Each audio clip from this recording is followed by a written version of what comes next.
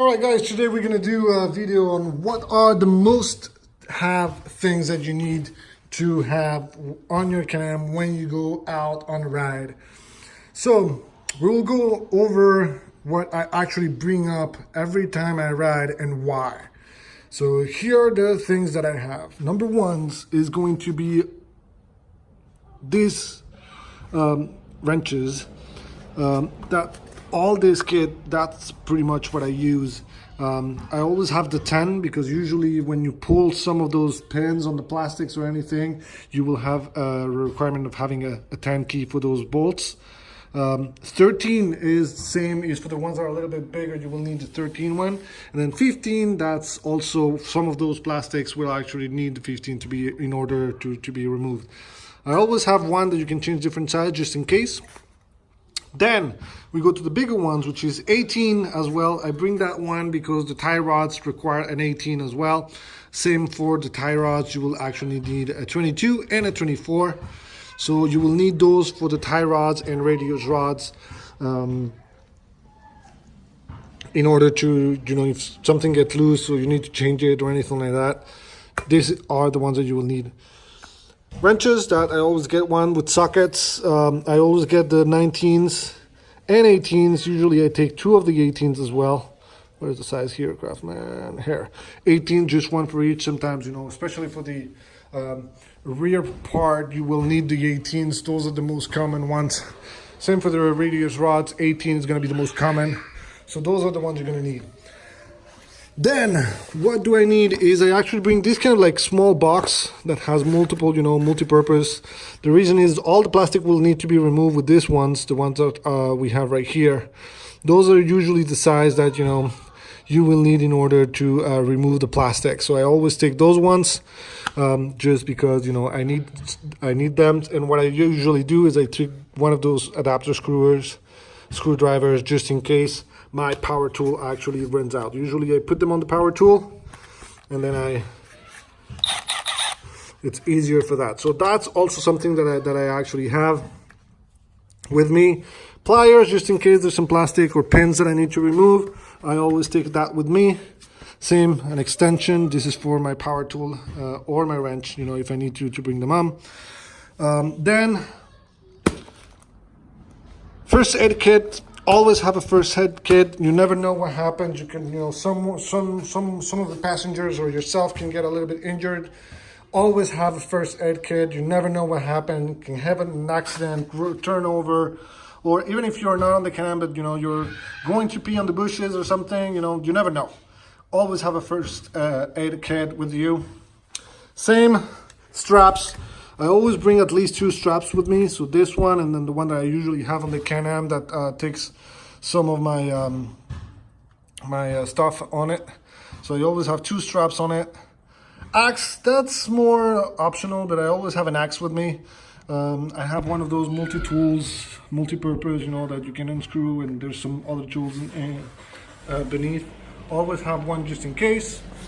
Shovel, so I have this like survival shovel as well that has multi-purposes as well. This, you never know, you get stuck or anything, and then this is what you should bring with you.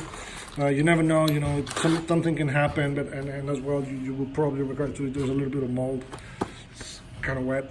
So always bring like a shovel. You never know. Now the really must need is going to be a cross and something to pull out, your pull up, and be able to allow you to change your tires. Always have that because you never know, you can get like a flat tire or one of your tires can be completely shredded and you will require to change your tire.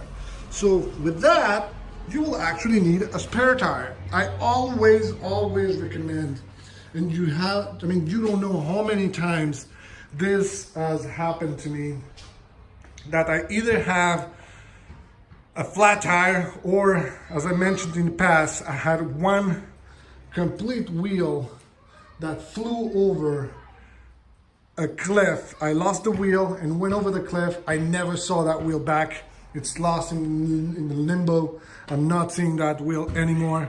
It was really fell off a cliff. Actually, some of my bolts completely stripped and flew over. I lost the wheel. I actually used my spare wheel to replace it, or if you have a flat wheel, a flat tire, you never know. Always have a spare tire. Always, always, always have a spare tire.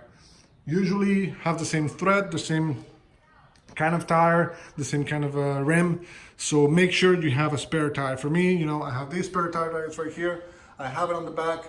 Always have a spare tire. You can buy some on Amazon. You can buy some on eBay if you want to use one. You don't need a new one. This is like an auxiliary tire that you will definitely need, because trust me, you will either have a flat tire, especially on off-roading. You will have flat tires, or you will lose, you know, like a complete tire.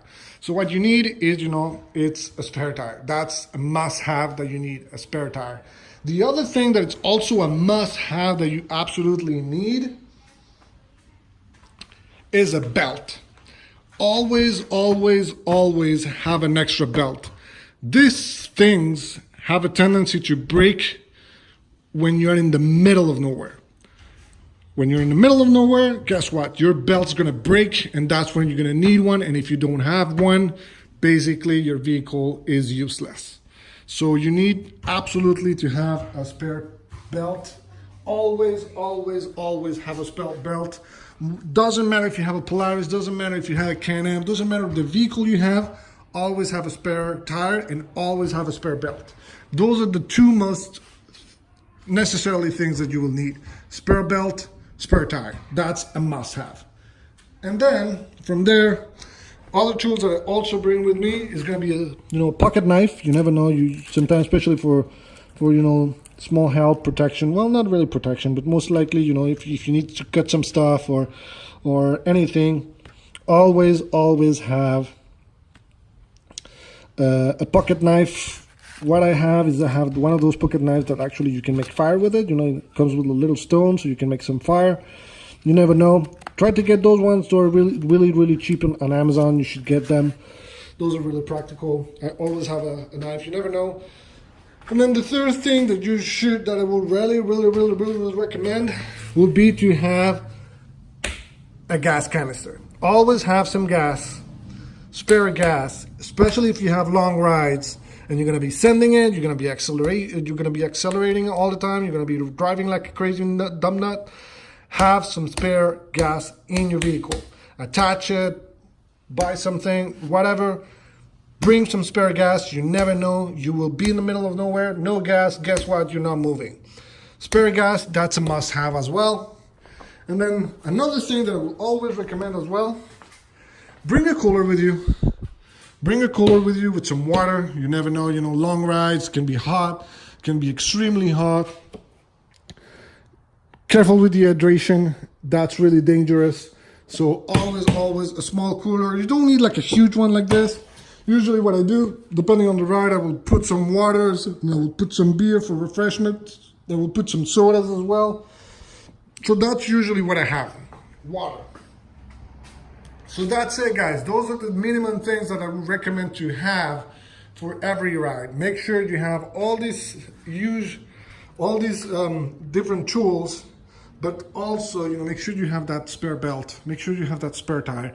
You will absolutely need. I know it can be a little bit costly, but trust me, if you're in the middle of nowhere, your belt broke, how are you gonna get out of it? You will need to buy insurance. If you're riding in, like a national park, there's usually rangers, and then you will need to pay for towing. You will need to pay for that towing and get back. And that can be extremely costly. Or even worse, you can be actually in the middle of nowhere when there's actually no help at all. And you basically will have to pay a lot of money to get some rescue, especially if you're going alone. So that's gonna be really costly. So trust me, you need a spare tire and you need a spare belt. That's the must-have that you need. And these tools will actually help you a lot. Another thing that I would recommend to have for you is this little box that I have right here.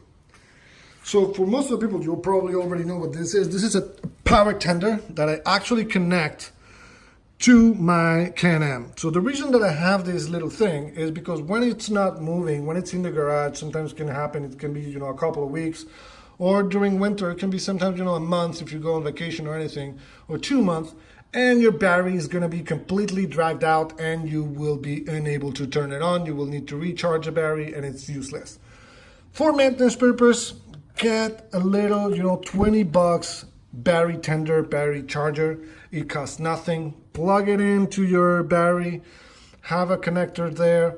It will save you a lot of money, a lot of maintenance, and your vehicle will always be top charge and top maintenance. So I always recommend to have that. So this video is actually being requested for a lot of the viewers that I have. So make sure if you want to see other videos, other things on the channel, make sure you actually put a comment on the box below. Make sure you subscribe as well if you want to support this channel, and click on the little bell. That little bell will notify you every time that there's a new specific videos. As I said in my videos before, some of the things that are coming up, guess what? We're gonna do comparison of the stock exhaust with the Evolution PowerSport exhaust.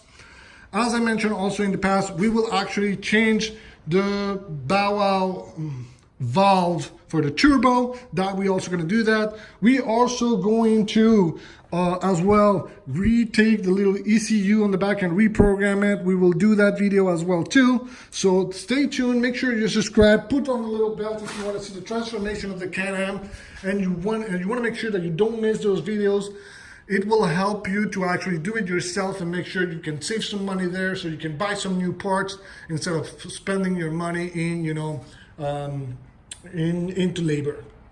So do it yourself. I always recommend make sure that you do it yourself, you do it properly, you do it well, and you save some money on it. So make sure you subscribe into the video, into the channel, and you actually click that little bell to make sure that you have those specific notifications for every time that there's a new video on how to build something or how to create or add any accessories to your Can-Am. You're able to follow them. Thank you guys for your support. If you want to see any other kind of video coming on the channel, make sure you post it on the comment, and I will make sure to read those comments and respond to them. All right, guys, so see you next time on the next video.